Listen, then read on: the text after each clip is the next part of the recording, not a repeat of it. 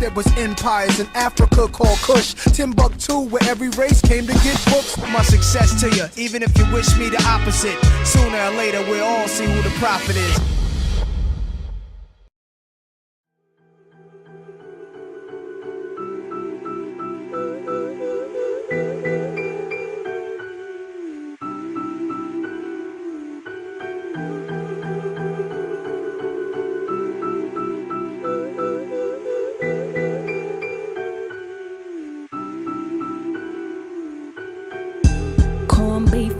For dinner. Never thought I'd see the day again. When we first started the shop, we had a shop that was inside Brixton village and people were coming there. Today's the first time this one's opening, so you know, we're hoping. We've actually had someone today who's come by and said he's a photographer from the community, he's interested. We've got some images from Gambia, so the sand images that you'd have seen there, so we get those direct from someone who lives. We met him on the beach selling his stuff, we loved it. We said, look, we'd like to get some for our shop, so yeah. One thing I like about you, from when I first met you from the Tariq Nasheed event, when I spoke to you recently at the Black History Studies event, your sense of group economics, black group economics, and spending that black pound, and you know, this is the fruition of that. And you also, you just mentioned in regards to, you know, for a photographer just came in, will this be maybe possibly an outlet for black photographers to be able to come and bring their works and know that there's an outlet, a place where people can come and see quality black works, black photography, and so on and so forth? There are photographs in there right now taken by black photographers in there which sell. So yeah, more than happy for that. And you know, when we last spoke at the African market, you know, at the time the idea of our black pound was still something in my head, and since then things have moved on. So just behind me there's a group of people who are talking. There's some of the people who are here today, some others have already come and gone, but they're all involved in this whole Our Black Pound project. I had said that we needed a minimum of 34 people to make it financially viable. We now have 39 people who've signed their names to say, yes, I'm interested in doing it. So what I'm witnessing live firsthand is our community like standing up for themselves, standing up for saying, yeah, it's possible and I'm going to be a part of it. So it's a blessed time, man. It's a blessed time.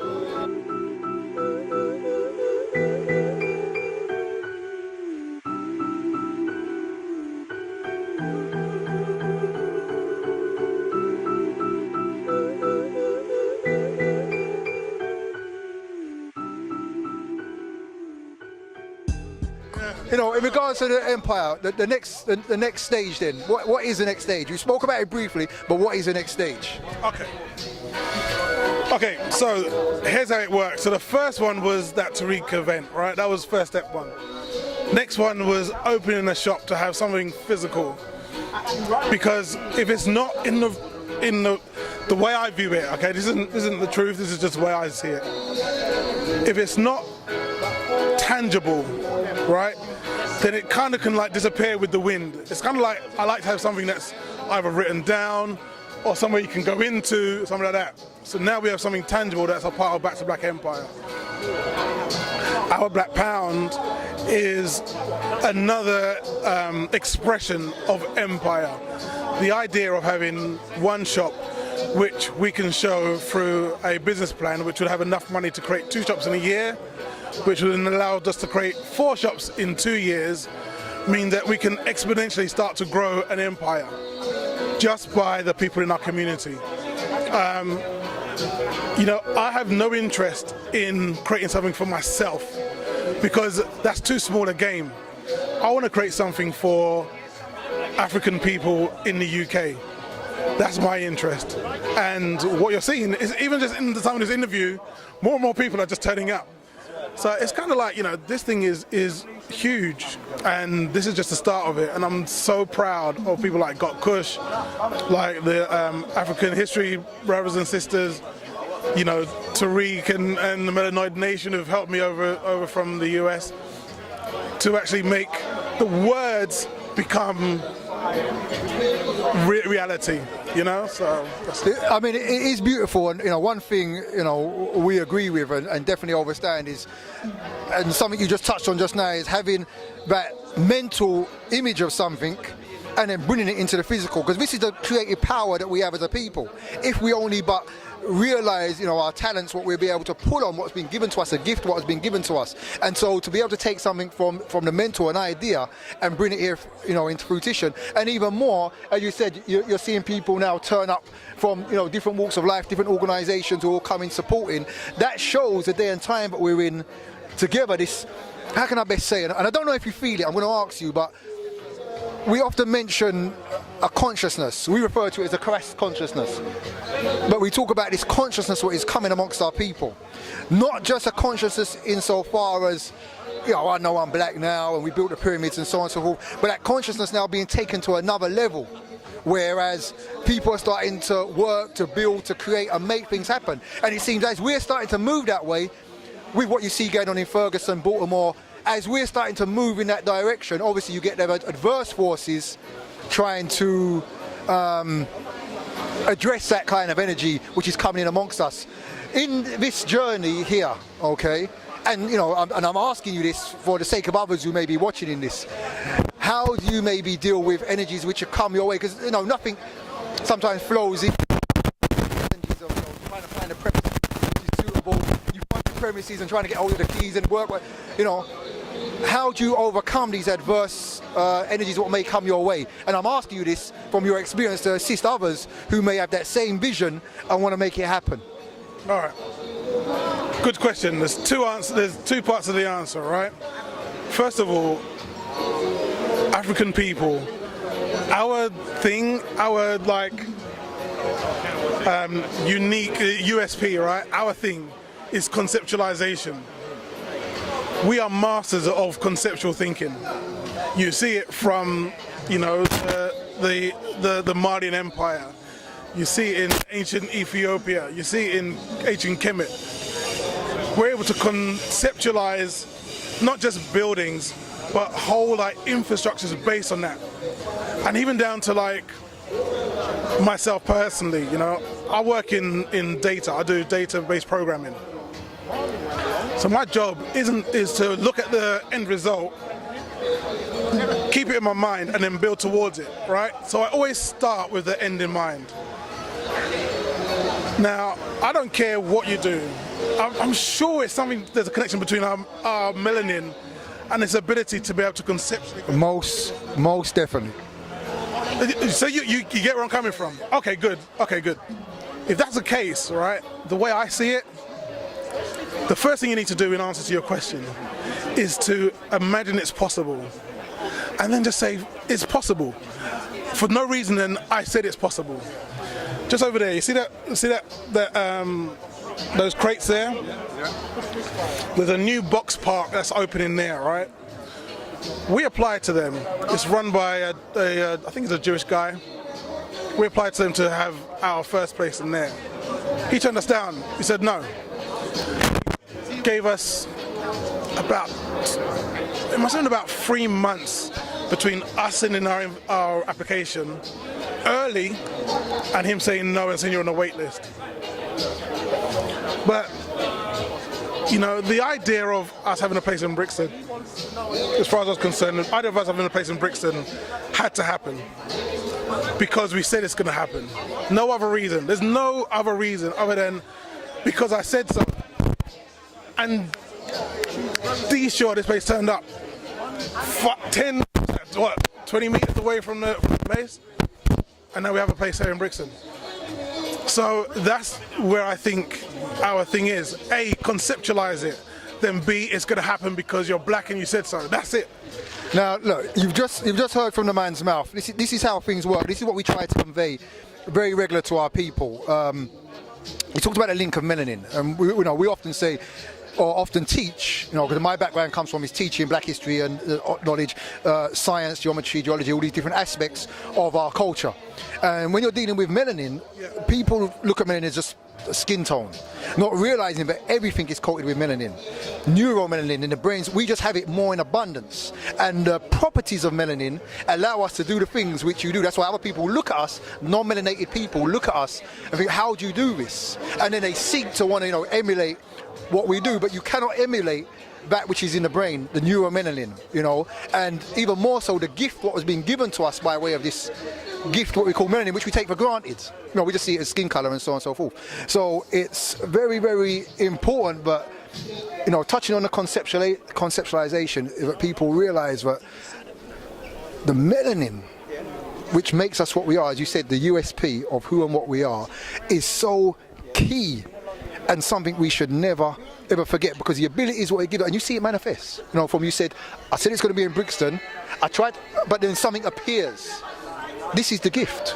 Through that connection of wanting to do something for your people, becomes more than just you've hit all the right notes, and that's why these things happen. And this is what we have to do. If you're doing a black business, when you move the I from the business and look at the we and the family and trying to do things for your people and uplift your people, your ancestors have no choice but to work for you, because it's like they see the end product and realize to get there we have to work through these various steps. If Mr. Marley here is one of those steps in that journey, then we have to step to work with him, because he's working for the benefit of our people, then it must happen. And this is something we have to learn. Yeah, Marley, we're definitely going to be coming back to you. Good. We're going to be whizzing around. We're going to definitely talk. We're going to whiz around, catch a lot more people that were here, get a feel of the vibe, what people are enjoying, and so on and so forth. And my brother, I'm about for making it happen. Okay, we're going to move on and interview some more people. Through my music, I need you to understand that I do this to see better days. Matter of fact, I do it cause I got a lot to say. I'm proud of where I stand today. I got a memory, I know what I came from. Young girl, backpack, skirt, knee length by year 10. It was a handbag and black jeans instead. Funny how things change. I slowly saw us come up, went from cable to sky, and Lord knows it took a while, but I'm grateful. You see, I never... What brings you around here right now? Well, I mean, they've just opened today, and I spoke to, Malachi before, and he wanted to get some of our products in there, like some of the posters, the comics and whatnot. So we said, right, as soon as you open, we're going to bring our stock. You know what I mean? Because we're living in Brixton ourselves. So, if all our books can be in there as well, just like everywhere else, helps them as well, helps us. Group economics, you know what I mean? And what I was saying to you before was, we set up All Nights to be a platform that can not only empower black youth, but to employ black youth and let them have an opportunity to start up their own business as well. That's the whole reason we started All Nights. Obviously there's other little things like our own little ideas, but that's the main thing, and we've all got that in common. Okay, I don't think I've spoken to you, Darius. I've spoken to a lot of members of the team, but I don't think I've spoken to you yet, Darius. So, how long have you been involved with Black Nights? All nights. I got to say it. Look, when I'm saying Black Nights, I've been to one black event to another. We come from a black church earlier on, the Holy Coptic Church. We come down to a black event. Right? We're now back to black. So don't mind, I got black on the mind. I'm surrounded by beautiful black people. It's all on the mind right now. Everyone, the two men in front of me are dressed in black. It's on the mind right now. But listen, how long, my brother, have you been involved with the All Nights team? From the very beginning. I was in the room. We was all in one room at one point, and we decided to come up with it was me who came up with a name, but it doesn't matter. It was me who came up with a name, yeah. It was something I thought of from university. When I was in university, and I was working in the daytime, I only had a chance to work all night. Literally all nights. So it's just a double meaning. So literally it's just it's something, this is what I went through to get to get the knowledge I knew to even create what is like the comic books that we created today, along with Wayne, who's also been in university studying a similar subject. So yeah, how can I say what, like from the beginning, and from there we grew. But it's like, what's the funny thing about it is, even though we were a team from the beginning, it's been so much growth, and like, that's just priceless. Like how even me and Wayne are now is not how it was 2 years ago. Like even the connection we have now, how even the way we can link up and whatnot, and put bust our heads together and come up with a solution to some problems that we come across.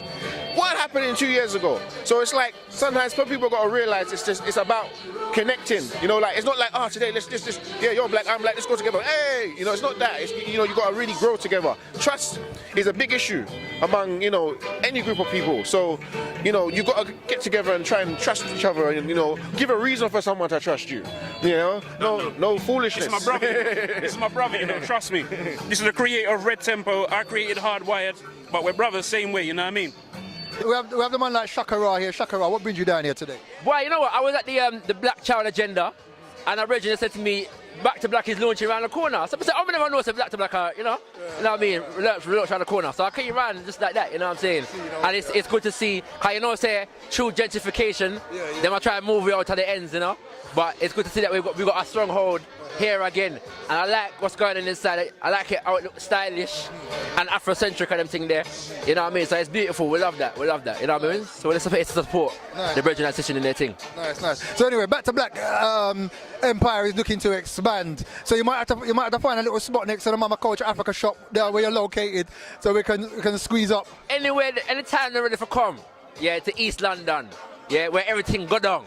Yeah, because you know, say East London born and grew, you know. So anytime they're ready for come, we're there. But Mama Africa Culture Shop is there, and we're actually revamping at the moment as well into a tune. Sorry. We revamping it into a health store at the moment as well. So you know, and I'm there 5 days a week as well. So you come down Mama Africa Culture, you see Shakara, Monday to Friday.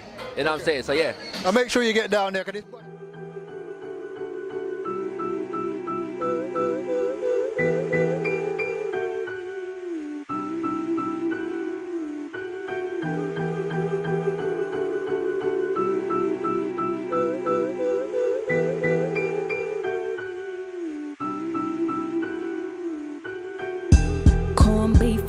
For dinner. Never thought well, I missed the actual kind of say meeting initially, but you know, I got to the Black Fathers group really, so I know Greg in a kind of he's a man of full of ideas, you know. And are you a local? I see the concept really is basically we need that within our community. All other communities using it to empower themselves, you know. So yeah. Angela's my best friend. Okay, so you've come to support her in her business. And I think she's done very well. Yeah. What do you think about the way that they've actually laid out the shop and everything? She's done really well. It was just fantastic. I mean, everything is visible and it all looks just amazing. Go figure, everything I own passed down from my sister. These times wish that I could be a singer long before Twitter, Facebook and Instagram. Back then we had to find a way. It was a luxury to own a working microwave. Now rich on me got us feeling some type of way. Through my music I need you to understand that I do this to see better days. Matter of fact I do it cause I got a lot to say. I'm proud of where I stand today. I got a memory, I know what I came from. Young girl, backpack, skirt, knee length by year 10. It was a handbag and black jeans instead. Funny how things change. It's been a very, very busy day. I'd like to thank all the people who invited us down to their spots to allow GKTV to do what we do. This is the Minister. We're out of here representing GKTV all day, all night. Peace, namastu, do well. We're out of here.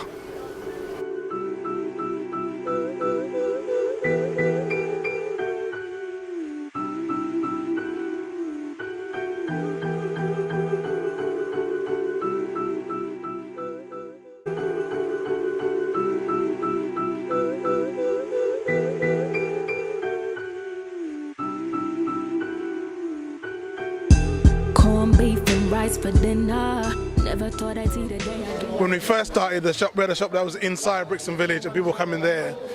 Today's the first time this one's opening, so you know we're hoping. We've actually had someone today who's come by and said he's a photographer from the community. It's black group economics and spending that black pound, and you know this is the fruition of that. And you just mentioned in regards to for a photographer just came in. Will this be maybe possibly an outlet for black photographers to be able to come and bring their works and know that there's an outlet, a place where people can come and see quality black works, black photography, and so on and so forth?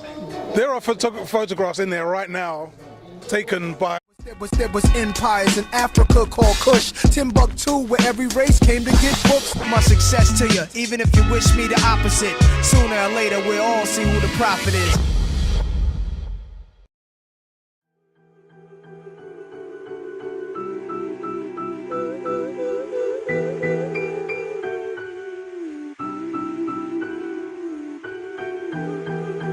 by black photographers in there, which sell.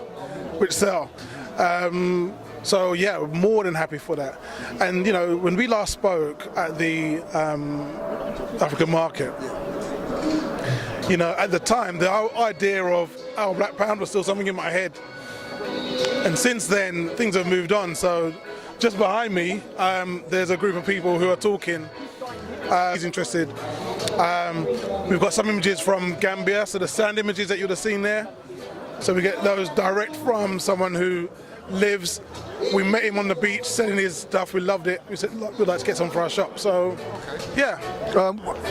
One thing I like about you from when I first met you from the Tariq Nasheed event, when I spoke to you recently at the Black History Studies event, your sense of group economics.